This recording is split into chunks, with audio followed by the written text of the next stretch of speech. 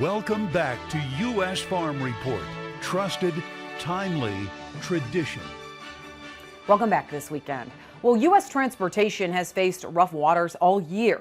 And now that the Mississippi River remains critically low, it's applying more pressure to an already fragile rail system. We explore the situation this weekend in our Farm Journal report.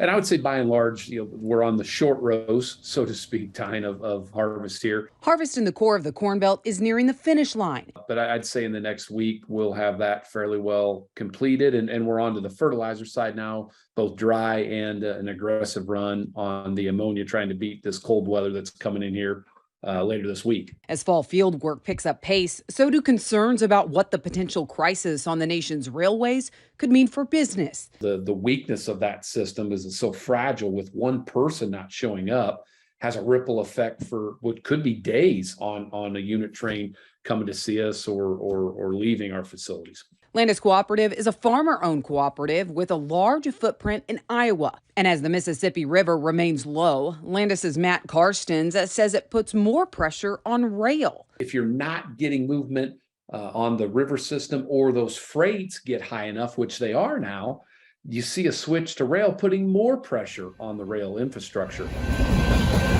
Demand has surged for rail cars. National Grain and Feed Association says the cost of rail freight is proof. We're also hearing that the secondary rail freight rates on a rail car are running around $1,500 to $2,000 a car right now. And I think that number was around $150 a car at this time last year. The cost has jumped 13 times where it was last year. And now that vital shipping vein of rail is also at a fragile state. The situation we're in right now, obviously, there was the agreement that was reached and that was announced back in September. With the Biden administration, we're working with the railroads and the unions to get that deal.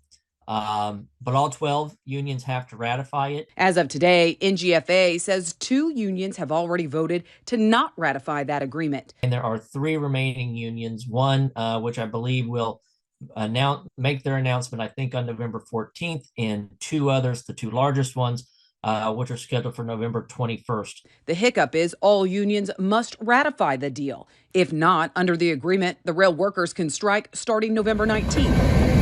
But just this week, a group representing a major railroad, as well as a union that already voted to reject the new contract, agreed to push that potential strike date back to December 4th.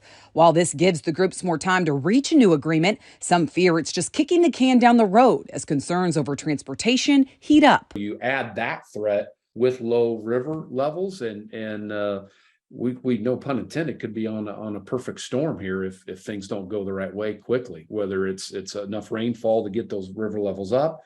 But now with the freeze coming in, a bunch of rain really isn't going to help us at this point. Strike or no strike, rail issues have created waves all year. But Seifert says as the September strike was avoided, there have also been signs of improvement on rail. A number of our members have told us that they had expected it to be a little more difficult here in the fall and in the harvest than it was. And I think the fact that they're not saying that was all indeed the case, that that's a good thing. Seifert says the latest data shows as of November 3rd, unfilled grain car orders of 11 days or more set at 4,657. In April, it was 2 times that at 9,492 cars. But compare that to a year ago at only 430. Another sign of just how strained rail has been this year. I think the concern would be that, no pun intended, that could throw things off the rails. I think the concern is that we're making progress.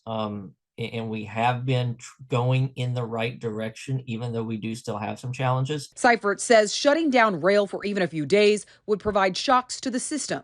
And there's questions of just how long it would take that system to recover, something Landus is also watching. I fear, the freeze coming on the river system, still low levels, more pressure on rail, the strike on rail kind of looming over our heads still. There's a lot that creates some angst if you're in the agribusiness world or a farmer in particular. There's a lot of pressure on this that's got to get resolved.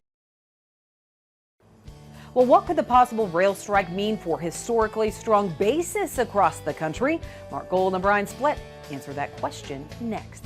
U.S. Farm Report is brought to you by Pioneer.